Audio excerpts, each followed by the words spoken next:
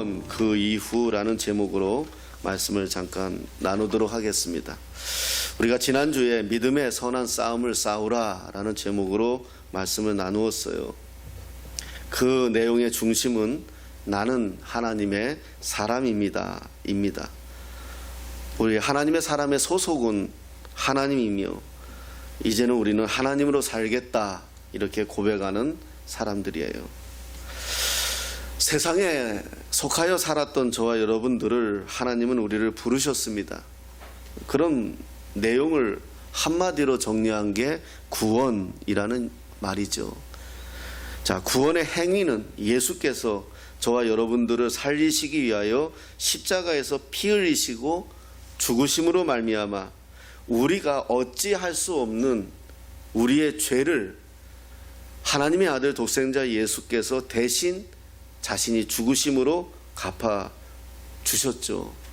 그래서 그 이후에 우리는 하나님과의 관계의 회복을 통하여 이제는 하나님의 백성으로 살아가는 것을 구원받았다 이렇게 우리가 말하고 믿는 사람들이에요. 이제 성탄절을 준비하며 대강절 또 구주강림절 보내고 있습니다.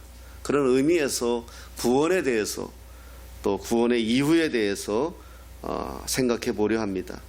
먼저 구원에 대해서 이야기하려면 왜 구원받아야 하는지를 이해해야 합니다.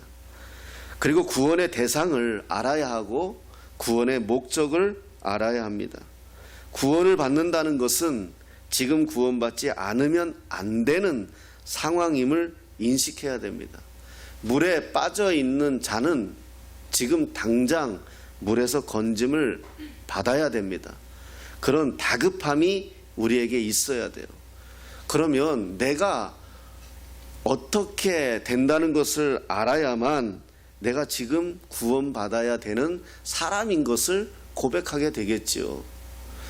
여러분, 우리가 세상에 하나님을 모를 때에는 세상에서 살고 오늘 성경이 말하는 것처럼 한 번 죽는 것은 사람에게 정해진 것인 것처럼 죽으면 된다라고 생각을 했습니다. 그러나 하나님을 알고 또 우리 자신을 아니까 한 번 죽는 것으로 우리의 인생이 끝나지 않는다는 것을 우리가 알게 되었다는 거죠.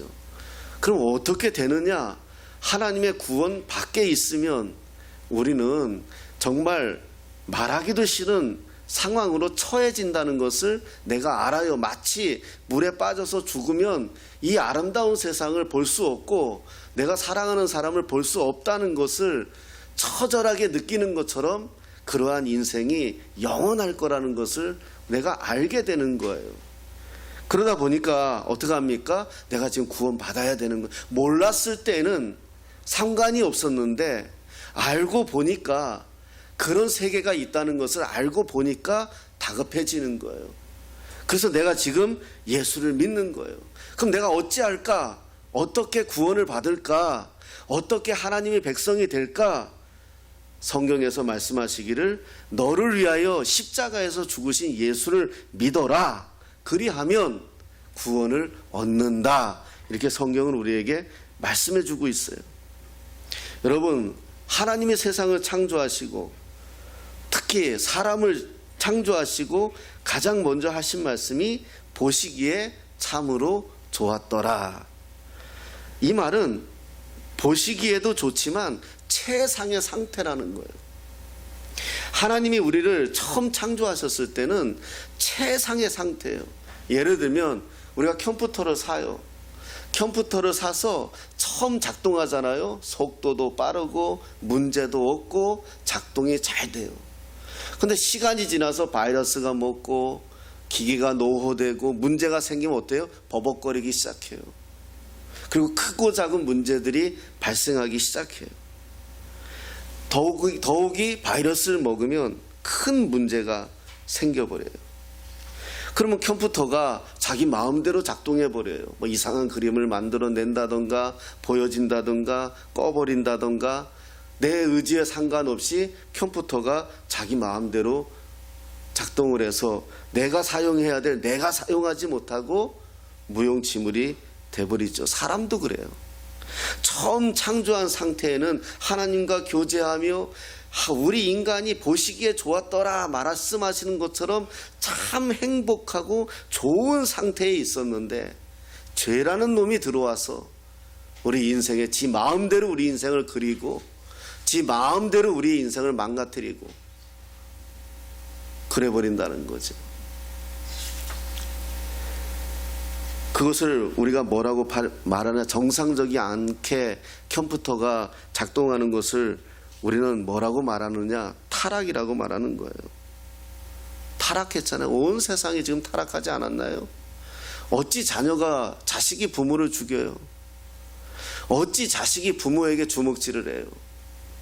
어찌 자식이 부모에게 욕을 해요? 이거 정상적인 거 아닙니다. 하나님이 원하는, 하나님이 만드신 창조가 아니에요. 우린 다 하나님의 성품을 가지고 있기 때문에 이미징이라고 하자. 하나님의 이미지가, 그게 하나님의 형상이에요. 우리는 하나님의 이미지가 있기 때문에 하나님의 사랑을 하고 하나님의 사람으로 살아가는데 부족함이 없었어요. 그런데 이것이 작동 불가, 타락하니까 방법이 없어요. 우리 스스로는 그전처럼 살아갈 수가 없는 거예요. 그것을 다시 끄집어 올린 사건이 뭐다? 구원인 거예요. 구원은 하나님의 나라의 입성이고 이 땅에서는 처음 창조된 질서 안에서 살아가는 능력을 의미하는 거예요. 타락의 첫 시작은 누구입니까? 늘 반복되는 이야기죠. 첫 매듭이 잘못되면 그 매듭을 풀어야 하잖아요. 바로 아담과 하와죠. 하나님이 정하신 법을 어겨서 그것이 에덴 동산 중앙에 있는 선악을 알게 하는 나무의 과실은 먹지 마라 하신 말씀을 어겨서 하나님은 그 징벌을 아담과 하와에게 주셨죠. 남자는 땀 흘려야 되고 여자는 산고의 고통을 주어야 돼. 한마디로 인생이 고달퍼졌다는 거예요. 과거에 어린이 여름 성경학교에서 오셔서 말씀 좀 전해주세요. 사실 아이들 설교가 제일 힘들어요. 어른들 설교는 그냥 기록된 대로 하나님의 말씀만 정하면 다 알아듣잖아요. 뭐 콩떡같이 전해도 찰떡같이 듣는 은사들이 있으니까. 근데 아이들은 순수하기 때문에 그대로 들으니까 되게 조심스럽고 그래요. 걱정이 되고 그래요. 이 이제 하와 이야기를 해줬죠. 아담과 하와 이야기를 하고 너희들이 예수님 믿어야 된다. 믿었으면 좋겠다. 이런 내용을 가지고 했는데 끝나고 나서 한 아이가 질문하는데 예사롭지가 않아요. 이 아이가 저한테 이렇게 질문합니다. 목사님, 아니 나도 학교에서 옆에 있는 아이가 잘못하면 옆에 있는 아이가 선생님한테 혼나면 되지. 아담과 하와라는 그 사람들이 잘못했는데 왜 내가 벌 받아야 돼요? 이건 공평하신 하나님이 아니라는 거예요. 초등학생이 이렇게 질문을 하더라니까요. 정말 똑똑하잖아요. 그래서 이 아이에게 이걸 뭐 교리적, 우리가 어른 같으면 성경 펼쳐놓고 교리적으로 또 성경에 내 있는 내용 가지고 설명해 주면 되지만 이 아이는 지금 그런 상황이 아니잖아요. 자기가 억울하다는 거예요. 왜 그런 좋은 상황과 환경을 나도 누릴 수 있었는데 왜 그 사람 때문에 내가 이렇게 병 걸리고 이렇게 죽어야 되고 왜 이러야 되느냐는 거죠. 그래서 이렇게 대답을 해줬어요. 야, 너 태어나기 전에 어디 있었니? 모르겠대요. 태어나기 전에 너는 아버지 허리에 있었어. 아버지의 허리에 있던 네가 어머니의 몸속에 들어가서 어머니의 몸속에서 어머니의 기운을 받아 정해진 시간에 이 땅에 태어났어. 넌 태어나기 전에 아버지 허리 속에 있었어. 그런데 그 아버지는 또 태어나기 전에 어디 있었겠니? 아버지 허리요. 그래, 우린 태어나기 전에 아버지 허리에 있었어. 그 말은 하나님 안에 있었다는 거야. 그렇기 때문에 아담이 죄 지을 때 너는 어디 있었을까? 그 죄의 현장에 너도 있었어. 네 몸뚱아리가 있었던 것이 아니라 네 시작이 거기 있었어. 그랬기 때문에 그 죄는 아담이 지었지만 우리는 아담의 허리에 있었기 때문에 같이 그 죄를 짓는 거야.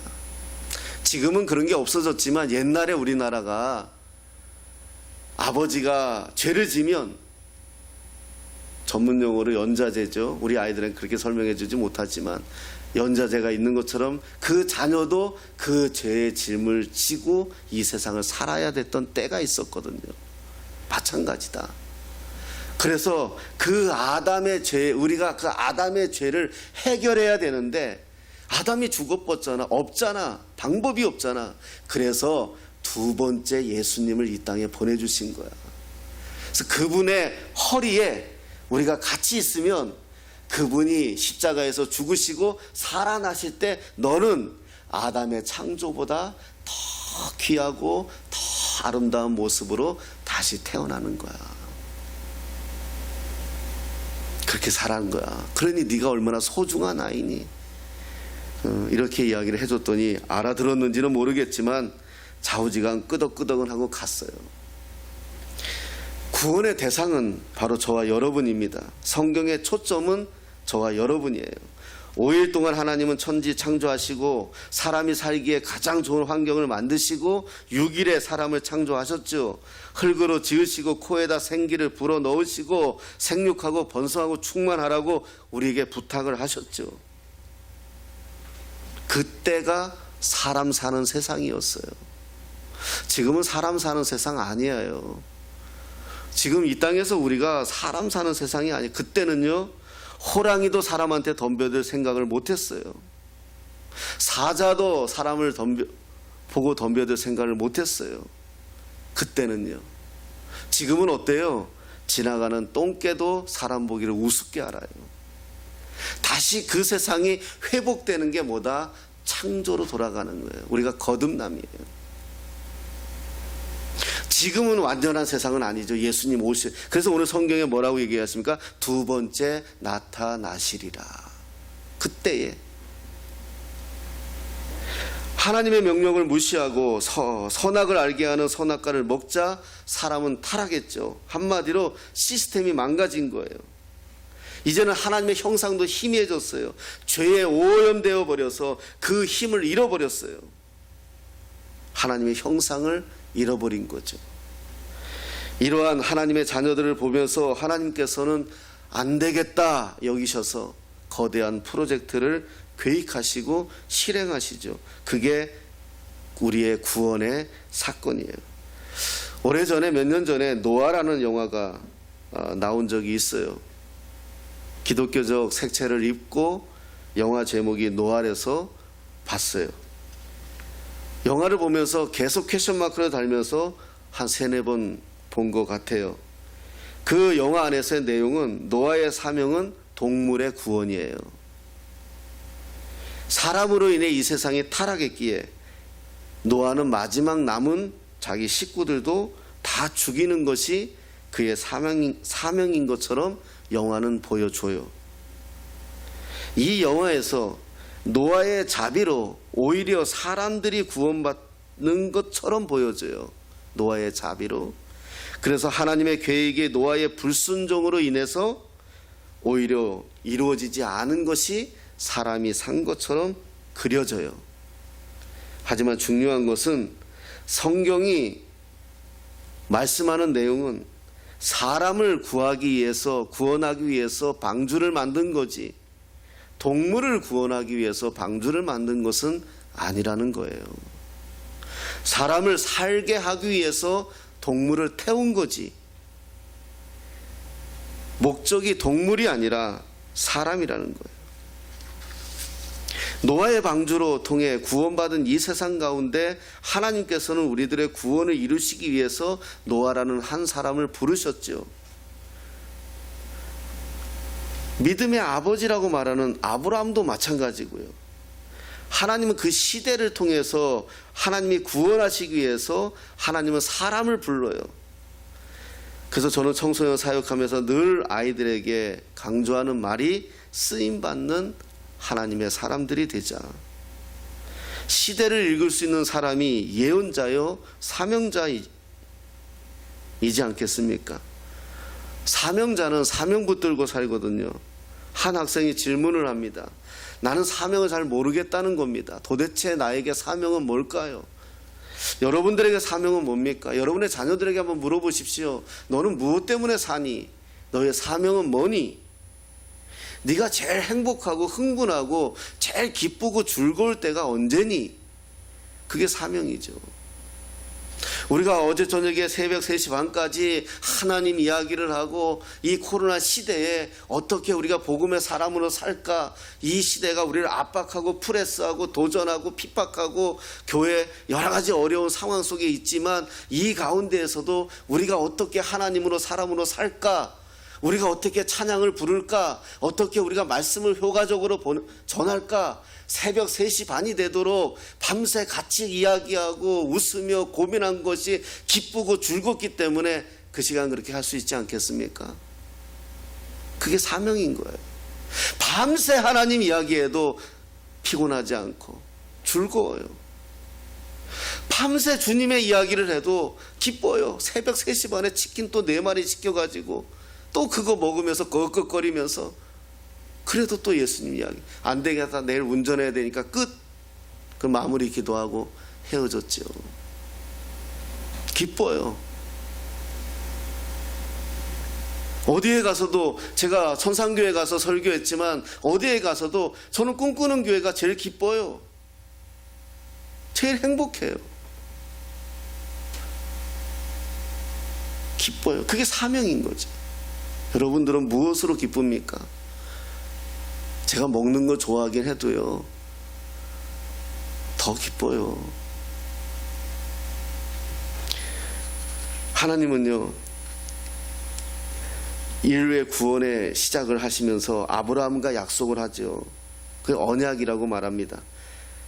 창세기 15장에서 지금도 서로 집을 사기 위해서는 계약서가 필요하잖아요. 그래서 어떻게 하면, 그 당시는 그런 게 없으니까요. 종이도 없고요. 동물을 잡아서 반 쪼개요. 이렇게 반으로 쪼개서 펼쳐놔요. 그리고 나하고 약속하는 사람하고 둘이 그 길을 같이 갔다가 와요. 그래서 약속해요. 내가 너하고 한 약속을 안 지키면 이 동물처럼 반으로 쪼개져서 죽는다. 이런 약속.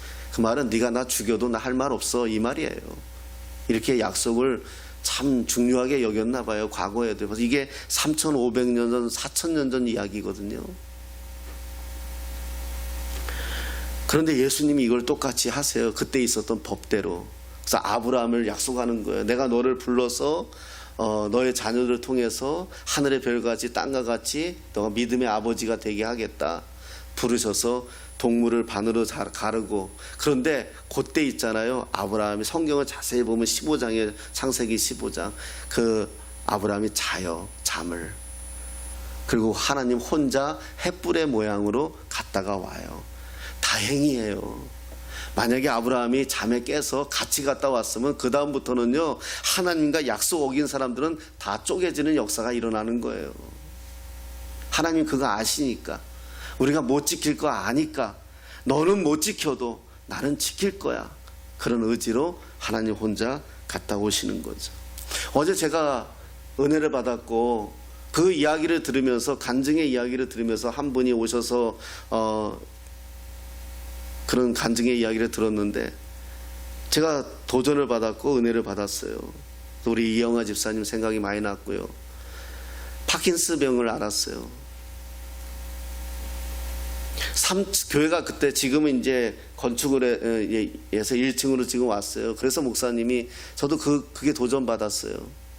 1층으로 이제 지금 바로 들어오게 교회. 원래 3층에 있었어요, 상가교회. 근데 이분이 파킨스 병이니까 3층을 못 올라오잖아요. 그래가지고 업고 올라왔다 하더라고요. 업고. 그런데 어느 날 이분이 그 성도들하고 그 저녁에 기도했대. 마음에 감동이 와서 기도해 드려야 되겠다라고 생각하면서, 그런 다 얘기해 드릴 수 없고, 우리 이영아 집사님도 힘들어도 성경을 썼으면 좋겠어요. 그 네모 쓴 거 제가 하나 사드릴 테니까 그 안에다가 한자 쓰세요. 처음에 하루에 한 자도 못 쓰셨대요. 손이 떨려서.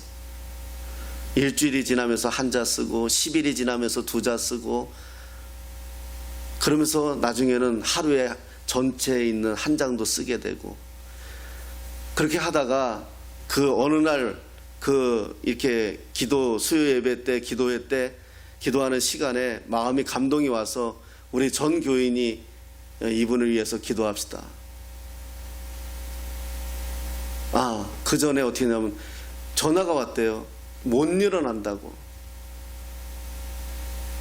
그래서 목사님이 가서 업고 왔대요.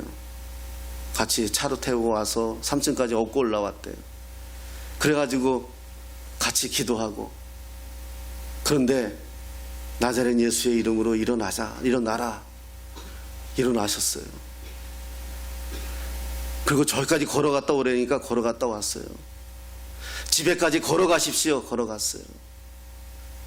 그 한 번의 사건이 아니라 성경을 쓰고 순종하고 따르고 그리고 믿음으로 일어서고 그 할머니 집사님이 잠깐 그 시간에 자기는 얼마나 기적이니까요. 누구든지 붙잡으면 그게 전도예요. 누구든지 붙잡으면 그 얘기하고 싶지 않겠어요? 나 파킨스에 나 중풍에 누워있던 사람이야. 예수님의 이름으로 일어선 사람이야. 예수 믿어야 돼. 간증하잖아요. 그때 집사님 생각이 난 거예요. 그래 우리 교회도 하나님 동일한 기회를 동일한 역사를 부어주십시오. 소망이 있어야 돼요.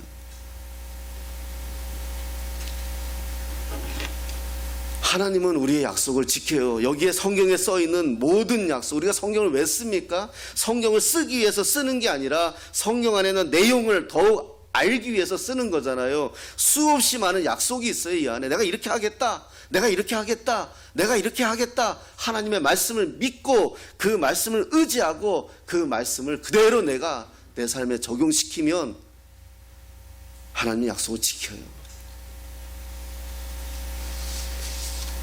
그 약속이 뭐죠? 내가 하나님이고 네가 내 백성이 된다는 거죠.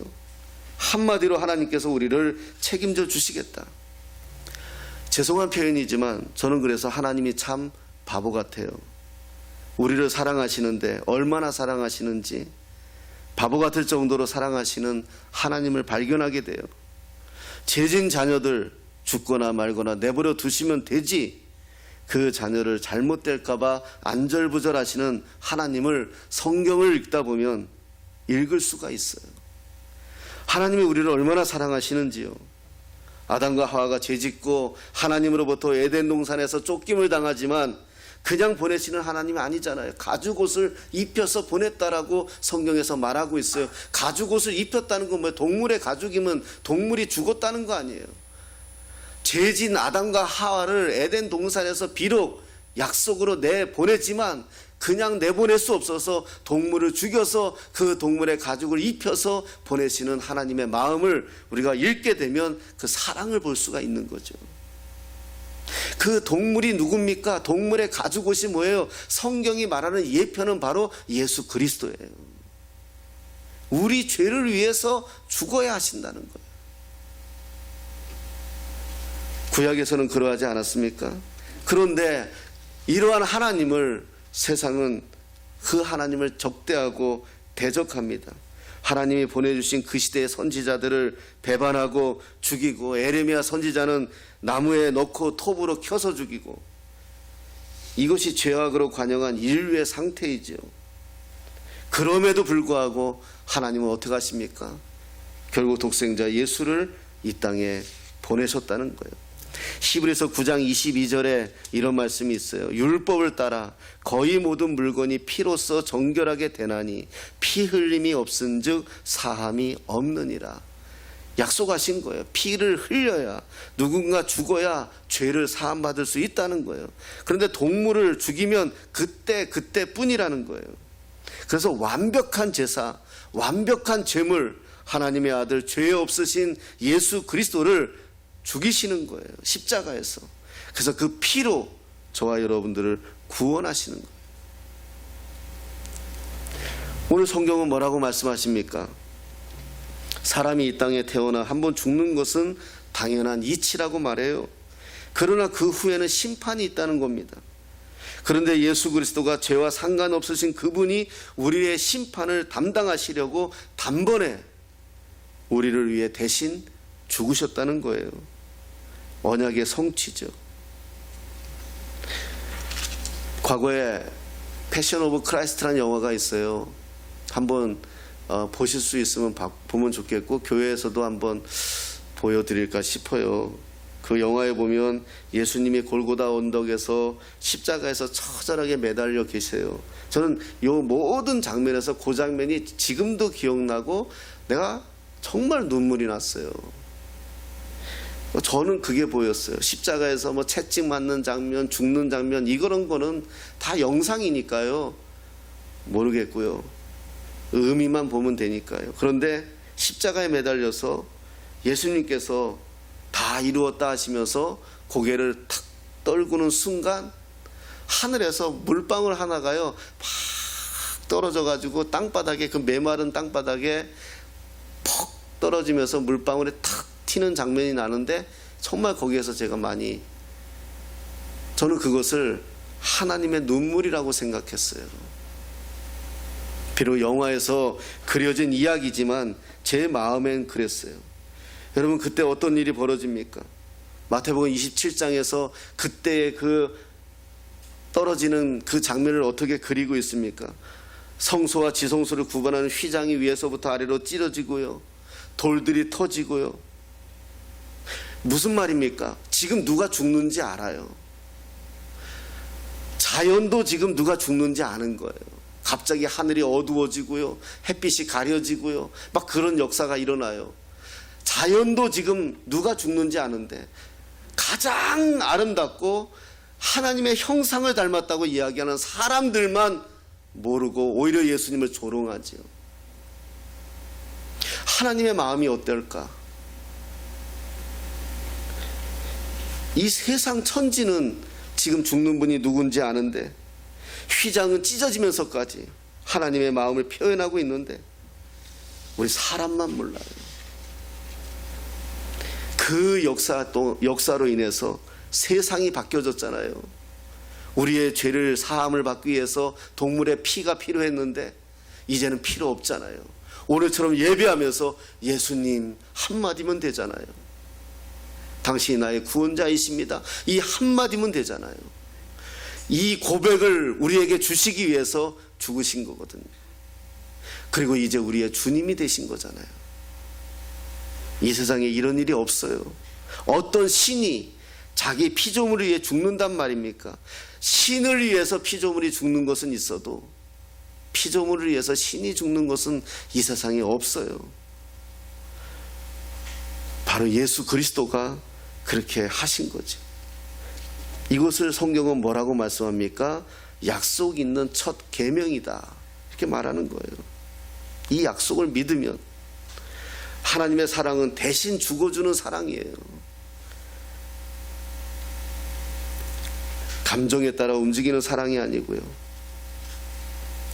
저는 개인적으로 좋아하는 말씀 몇 구절 있는데 그 중에 하나가 시편 2편 7절이에요. 너는 내 아들이다, 오늘날 내가 너를 낳았다. 이 말씀을 가장 좋아합니다. 쉽지 않은 청소년기를 보내고 청년기를 보내면서 늘 마음속에 그리움이 있었죠. 하나님에 대한 그리움도 있었고 부모에 대한 그리움도 있었어요. 또 반면에 원망도 있었어요. 하나님에 대한 원망도 있었고 부모에 대한 원망도, 세상에 대한 원망도 있었어요. 그런데 그때는 그걸 몰랐어요. 훗날 알았죠.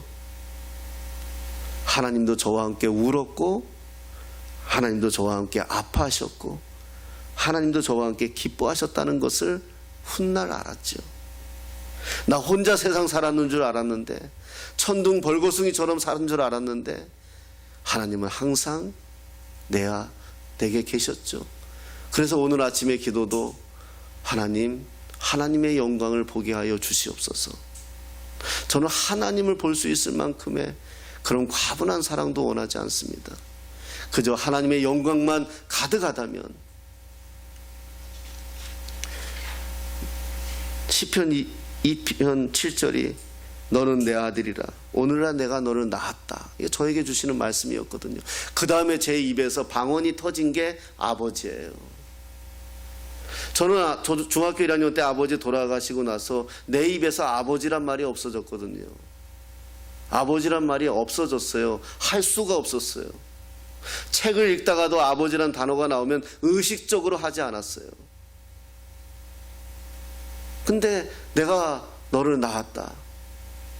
너는 내 아들이라. 이 말씀에 그냥 제 입에서 방언이 터진 게 아버지예요. 저는 그게 방언이에요. 아버지, 아버지, 아버지, 아버지 얼마나 많이 나오던지요. 그냥 아버지인 거예요. 내가 너를 사랑한다. 아무도 나를 사랑하지 않는 줄 알았어요. 근데 내가 너를 사랑한다. 아버지.